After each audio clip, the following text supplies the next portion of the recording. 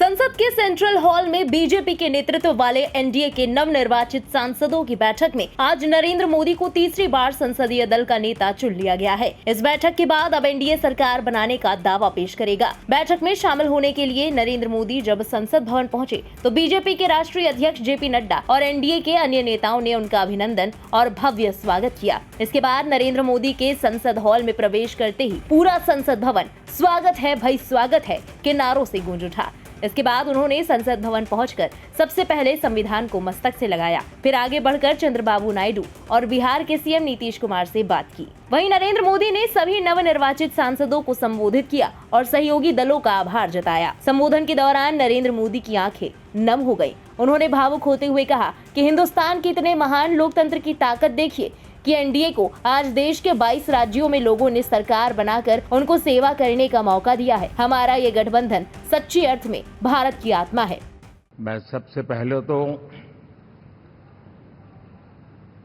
इस सभागृह में उपस्थित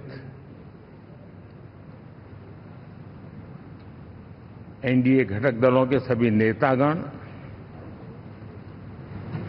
नवनिर्वाचित सभी सांसदगण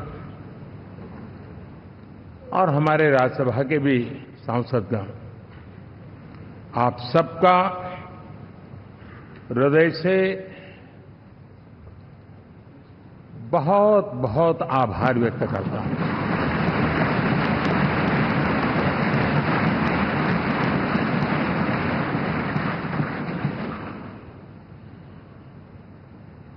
मेरे लिए खुशी की बात है कि इतने बड़े समूह को आज मुझे यहां स्वागत करने का अवसर मिला है।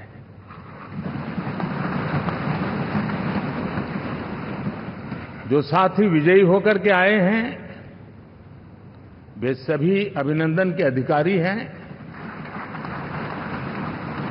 लेकिन जिन लाखों कार्यकर्ताओं ने दिन रात परिश्रम किया है, न उन्होंने दिन देखा न रात देखी, और इतनी भयंकर गर्मी में हर दल के कार्यकर्ता ने जो पुरुषार्थ किया है, परिश्रम किया है, मैं आज संविधान सदन के इस सेंट्रल हॉल से सर झुका करके उनको प्रणाम करता हूं।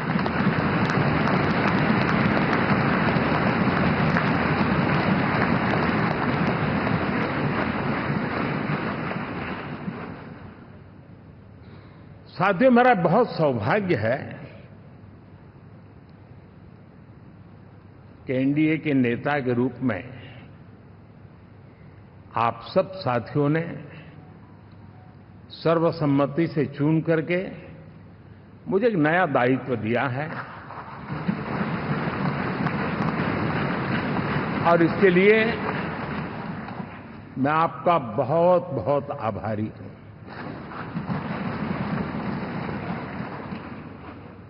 व्यक्तिगत जीवन में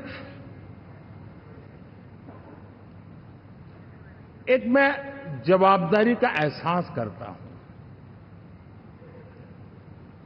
जब 2019 में इस सदन में मैं बोल रहा था, आप सबने मुझे नेता के रूप में चुना था, और तब मैंने एक बात पर बल दिया था, विश्वास। आज जब आप मुझे फिर से एक बार ये दायित्व देते हैं, इसका मतलब है कि हम दोनों के बीच, हम आपस में विश्वास का सेतु इतना मजबूत है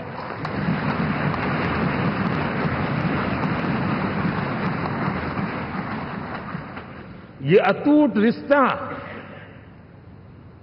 विश्वास की मजबूत धरातल पर है, और ये सबसे बड़ी पूंजी होता है।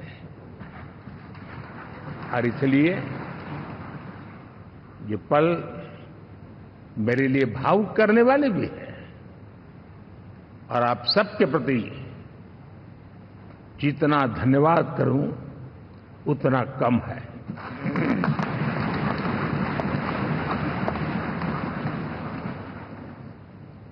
साथियों,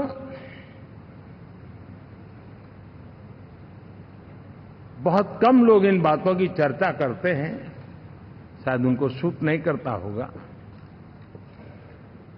लेकिन हिंदुस्तान के इतने महान लोकतंत्र की ताकत देखिए कि एनडीए आज देश में 22 राज्यों में लोगों ने उनको सरकार बनाकर के सेवा करने का मौका दिया। वहीं अपने संबोधन में उन्होंने इंडिया गठबंधन को भी निशाने पर लिया। उन्होंने कहा कि 4 जून के पहले ये इंडी गठबंधन के लोग ईवीएम को लगातार गाली दे रहे थे और ये लोग तय करके बैठे थे कि भारत के लोकतंत्र की प्रक्रिया के प्रति लोगों का विश्वास ही उठ जाए। मुझे तो लगता था कि इस बार ये लोग ईवीएम का अर्थी जुलूस निकालेंगे, लेकिन 4 जून को शाम आते आते उनको ताले लग गए। जब 4 जून के नतीजे चल रहे थे, मैं तो अपने काम में कुछ व्यस्त था, बाद में फोन आना शुरू हो गए, तो मैंने किसी को पूछा, यार ये तो ठीक है आंकड़े वांकड़े, तो मुझे ये बताओ कि ईवीएम जिंदा है कि मर गया?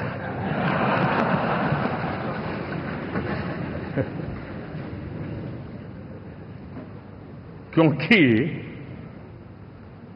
ये लोग तय करके बैठे थे कि भारत के लोकतंत्र और लोकतंत्र की प्रक्रिया के प्रति विश्वास ही लोगों का उठ जाए, और लगातार ईवीएम को गाली देना। और मुझे तो लगता था कि शायद इस बार वो ईवीएम की अर्थी निकाल जुलूस निकालेंगे, लेकिन 4 जून शाम आते आते उनको ताले लग गए, ईवीएम ने उनको चुप कर दिया। ये ताकत है भारत के लोकतंत्र की, ये ताकत है भारत की निष्पक्षता की, ये भारत की ताकत है भारत के चुनावी तंत्र की, चुनाव आयोग की। और मैं मानता हूं कि ये आशा करता हूं कि 5 साल तो अब ईवीएम शायद मुझे नहीं सुनाई देगा, लेकिन जब 29 में हम जाएंगे तो फिर से शायद ईवीएम को लेकर के नाचने की शुरुआत करेंगे, क्योंकि इनके सुधरने की संभावनाएं बहुत कम है। आप देखिए, चुनाव के समय मैंने पहली बार देखा, शायद हर तीसरे दिन इलेक्शन कमीशन के काम में रुकावट आए, इसके लिए सुप्रीम कोर्ट के दरवाजे खटखटाए गए, भांति भांति की एप्लीकेशन, और एक ही टोली थी। और लोकतंत्र के प्रति जिनका भरोभार अविश्वास है, ऐसे लोग सुप्रीम कोर्ट का उपयोग करते हुए कैसे रुकावट डाले, इसका निरंतर प्रयास करते रहे। और चुनाव आयोग की ताकत का एक बड़ा हिस्सा अदालतों में, इस पीक अवर्स में, चुनाव के पीक अवर्स में, यानी कितनी निराशा लेकर के ये लोग मैदान में आए थे कि उन्होंने पूरा हमला उसी इंस्टीट्यूट पे लगा दो ताकि चुनाव के कोई भी परिणाम आए, हम दुनिया के सामने भारत को भी बदनाम कर लें। ये षड्यंत्र का हिस्सा था दोस्तों, और कभी भी देश उनको माफ नहीं करेगा। साथियों, इंडी गठबंधन वाले जब ईवीएम का विरोध करते हैं तो मैं सिर्फ एक चुनाव के रूप में नहीं देख रहा। मैं मानता हूं ये लोग मन से पिछली शताब्दी के सोच वाले लोग हैं। वे टेक्नोलॉजी को हम महत्व न समझते हैं, न टेक्नोलॉजी स्वीकार करने को तैयार है। और ये सिर्फ ईवीएम में दिखाई दिया, ऐसा नहीं, यूपीआई में दिखाया।